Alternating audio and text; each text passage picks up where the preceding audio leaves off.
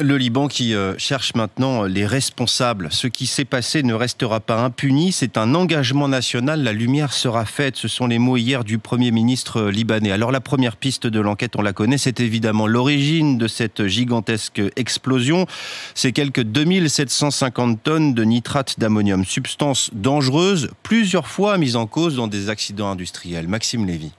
Il s'agit avant tout d'un engrais le plus utilisé au monde, jugé indispensable par les agriculteurs. Le nitrate d'ammonium est déversé sur les cultures de colza, de maïs, de légumes, mais mélangé à des combustibles, il devient un explosif utilisé notamment dans les mines et les carrières. Et ce sont 2750 tonnes qui étaient stockées dans le port de Beyrouth depuis 6 ans, sous forme de poudre. Ce nitrate d'ammonium n'a pas pu exploser seul, mais c'est la pression, la chaleur qui ont pu provoquer cette explosion.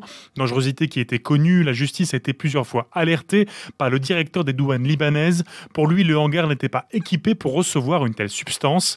Avant-hier, à Beyrouth, l'explosion était 10 fois plus puissante que celle de l'usine AZF de Toulouse en 2001. On reviendra d'ailleurs sur ses responsabilités, sur ce nitrate d'ammonium, avec notre invité juste après ce journal, Olivier Lepic, chercheur associé à la Fondation pour la recherche stratégique.